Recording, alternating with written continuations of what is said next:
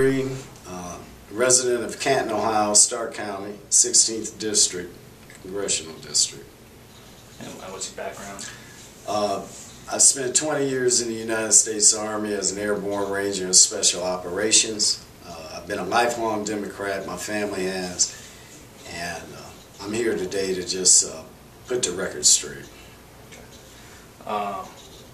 Now, you were at the town hall the other night that Jim Renacci and John Boccieri were both at. Yes, sir. Okay. And you heard what Jim Renacci had to say about the question that was posed to him that has created all this controversy. You heard the question, you heard the answer. Yes, sir.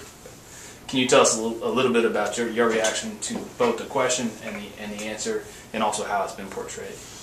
Well, the question was formulated prior to us even attending the town hall meeting. Whether it was in a written format or not, I was present when there were a variety of written questions available. So if that particular question, I don't know if it was specifically on a format. I know the question I had was not. And we were instructed at that time to take these written questions and given certain rules of how we were to conduct ourselves in that format, in that town meeting, basically to harass the candidate and make sure that we brought up whatever points up that we wanted to basically be there as a disruption. At that point in time, we had no idea that Congressman Boccieri was going to arrive. Had I known that, I probably would not have not only not answered the question, I'd have really had no interest to go. My intent was to be honorable and go there and kind of observe and ask the Republican candidate what his positions were, almost in defense.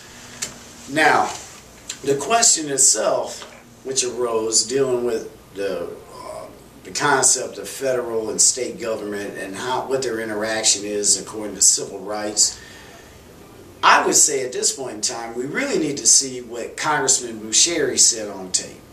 And if you check his response, other than what the candidate's response was, his response was this quick: I'm in favor of civil rights, and handed a microphone back. He gave no explanation because he knew that this gentleman basically was a setup and a ploy to embarrass the Republican candidate. And I felt that when Keith Olbermann had placed that on MSNBC News, had taken it completely out of context, and I thought it was my responsibility to at least know the candidate, let the candidate know that he was not a racist and that the way he was portrayed was immoral and was not representative of his character. And if this is how politics is played, like I said, I'm a soldier. I figure if two guys get on the battlefield, hell, stand up on your own merit.